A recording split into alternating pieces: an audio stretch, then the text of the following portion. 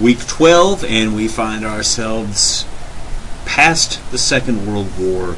And I hope you'll watch the lovely little video that I've put in there about the post-war era. I also made a reference to watching Mad Men, and honestly, I think there's something to be said for something like that. Just give yourself a sense of this time that was a lot like today, but a lot different too. But I'm a history nerd, so there you go. I'm going to read today a bit of a poem by an author we're not reading, a poet we're not reading, Fyodor Revky. He's writing in this period, and I could have very well chosen him, but there's only so much time. But if you feel really diligent, you could read everything in the book. Okay? Anyway, this is called The Waking. You'll find it on page 47. And by the way, we have gotten to Volume E in our Norton Anthology. So, hurrah, we're making progress. The Waking. I wake to sleep and take my waking slow. I feel my fate in what I cannot fear. I learn by going where I have to go. We think by feeling. What is there to know? I hear my being dance from ear to ear. I wake to sleep and take my waking slow. Now, I chose this because it's a on the surface a fairly simple little ditty here, and it goes on. There are six of these 3-line stanzas. I just read 2 of them. But if you look at it, are there any words there you don't know?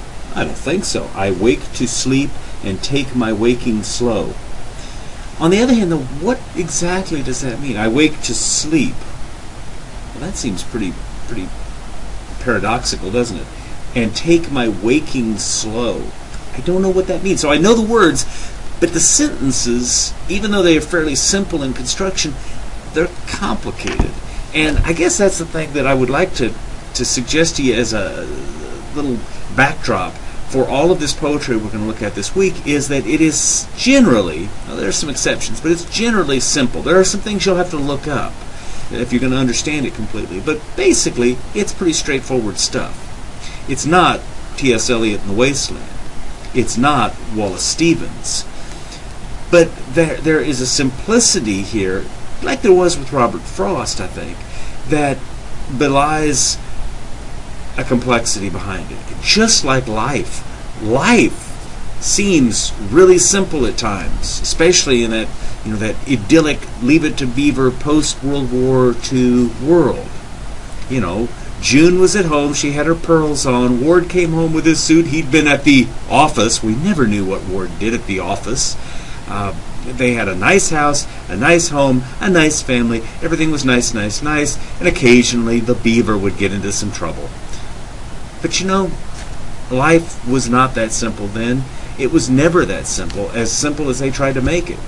And that's, I think, reflected in this poetry as well. It is simple on the surface. Even if you have to understand some things to understand, like some of the references to cultural and historical items, it's still pretty straightforward stuff. But you read it and you realize there's a complexity behind it. And so I would invite you, as you read this, not to be lulled into complacency and think, oh wow, I've got this, it's simple. No, realize there's depth to it, and there's complexity to it. And it's probably a case of the poet basically saying, well, it's kind of this and it's kind of this at the same time. So look for those ways that it's kind of this and kind of this. And you might find that there's kind of a third thing that is your own reading into what's on the page.